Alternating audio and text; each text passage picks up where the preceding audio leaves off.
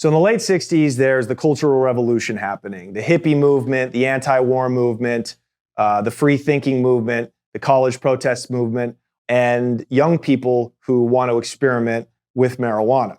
So unlike today, the majority of the pot consumed back then was imported. Up until this point, there were three major players in the black market weed business. The first is the Colombians, and this is before Pablo Escobar and the violent cocaine cartels.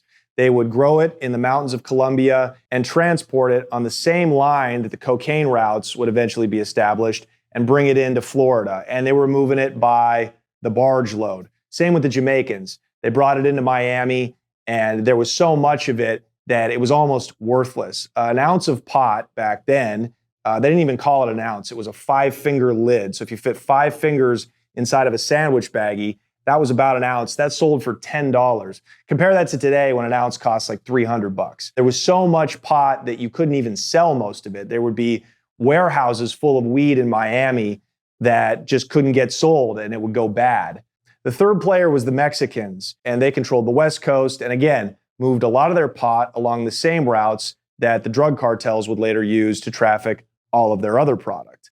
And they were the first ones to develop pot without seeds in it. It was called Acapulco Gold. Your parents probably remember smoking it. They figured out how to isolate the female pot plant during harvest, get rid of the male plant so it wouldn't cross-pollinate it, and hence create a bud that did not have seeds, or sin semilla, right?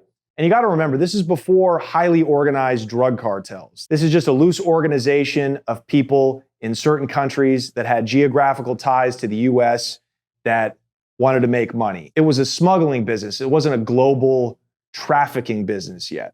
So while all this is happening and a cultural revolution is going on in the United States, a fourth player emerges, this time in Northern California. The hippie movement, which we've all heard about, which started the free love movement, began to migrate out of the city into the northern counties of California, like Mendocino and Humboldt. And this is called the Back to Earth movement. So it was a bunch of hippies who were tired and disillusioned with the city life, who wanted to move to these isolated communities in the forest and start their own society. Now, to fund all of this, they began, you guessed it, to grow and transport marijuana. This was the beginning of the domestic cultivation of marijuana in the United States. It was their children in the 90s and the 2000s who really took it and made it a multi-billion-dollar a year business. And they eventually ended up putting the Mexican cartels out of business because they knew they had the most optimal environment, lots of rain, lots of sun, and thousands of acres of thick, federally protected forest in which to grow the best marijuana. And those were the people who supplied me with my weed.